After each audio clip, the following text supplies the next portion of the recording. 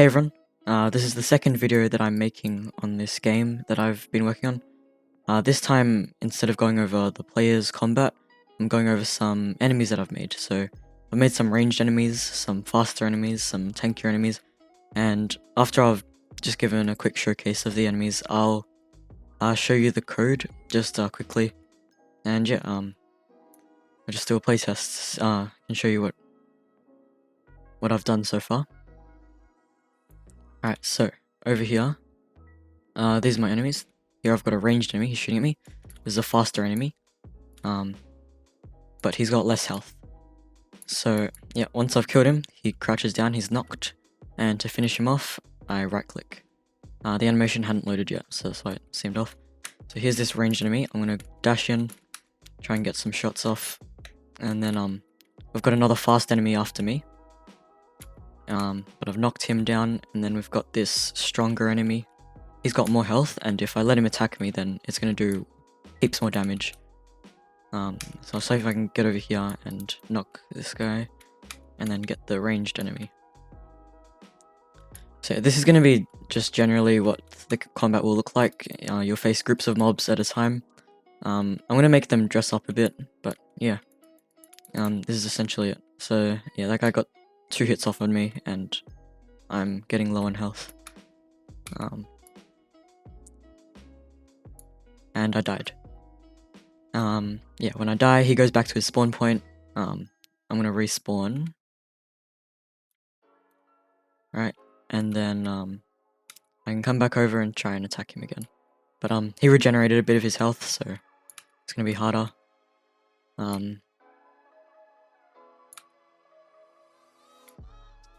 Yeah, so there we go. I've knocked him, and I can just right click and he dies.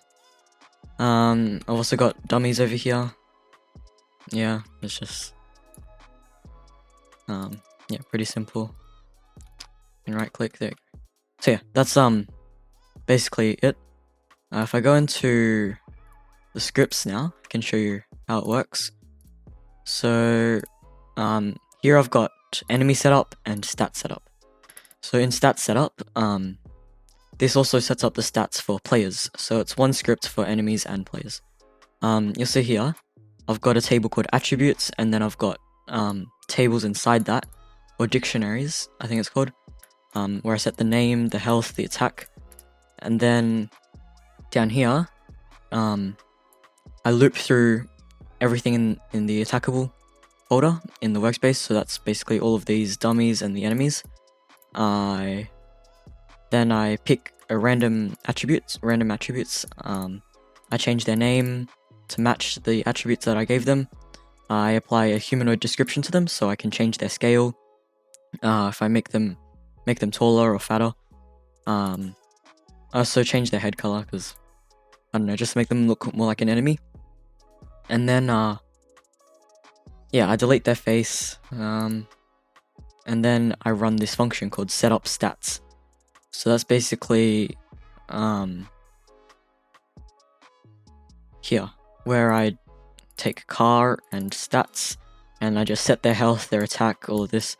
The scripts might not, or it probably won't work for your game, but if you can probably integrate something similar based on the scripts you have, because I have other scripts in the project, obviously. And the scripts all work together, so you can't just copy paste this script and expect something to work. Yeah, that's how I set up stats for my enemies. It's similar for players as well. So I have this folder here called specs, and here I basically set well, DvZoid, that's my Roblox account name, and I set my health to a bit higher, and yeah, then when I join the game, it will give me those stats because I'm in the specs folder. So if I wanted to give specs to someone called, I don't know, well, Crexum is my friend, I just go like this, and then yeah, I just set his health to like 50, and yeah, I can do anything I want. So yeah, I'll just show you how it works actually. If I set my health here to say 10,000, then when I play again, then once I spawn in,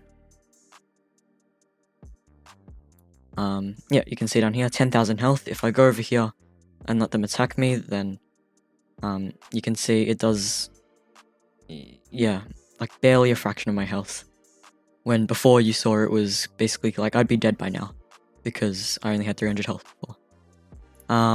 I can also change the attack for the enemies, so if I wanted to go to the this strong enemy, if I wanted to give him more damage, I could just change one value, change this to 1,000, and I'll change the average to, change the nimble one, change his walk speed to 50, and I'll change this ranged guy, I'll give him 1 walk speed, so he can barely move. And you can see when I play, all those changes will have taken place. Yep, if I come over here, look how fast the nimble enemy is. If I try and make contact with the strong enemy over here, he will do 1,000 damage to me. If you see there, yep, 8,000 health now. He just did 1,000 health in 1 shot. So, and this nimble enemy, yeah, he's going really fast. Yeah, we didn't get any ranged enemies to spawn, so that's a shame. But yeah, you can see how that works. I'll just undo everything that I just changed.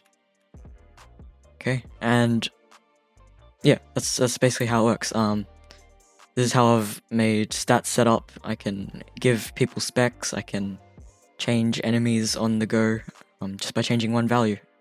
Yeah, let's see what else I can show you. I made a finisher move. So in starter character scripts, in attacking, I've basically got this, if the mouse button 2 is pressed, then basically this will run. I'll fire an event to the player script where basically I let's see where it is. I detect it. So over here, right? If the humanoid's health is greater than 1, then the mouse button 1 will do damage.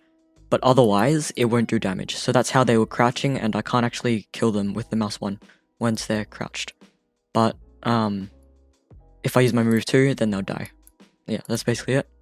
I also made a death, a special death. If you remember from before, they faded to white and basically just evaporated, kind of.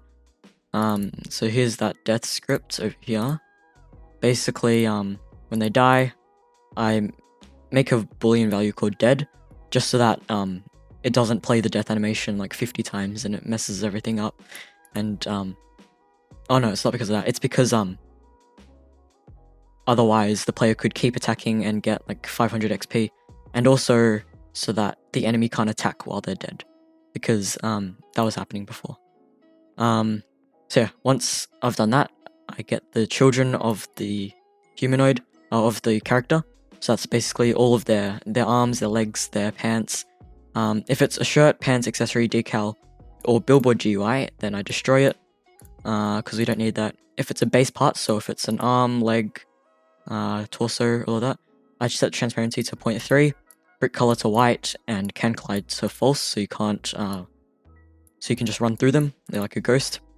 And then once I've done that, I just play a tween, which just fades them to 1 transparency. Then I wait a bit and then just destroy them. Yeah, I think that's basically everything.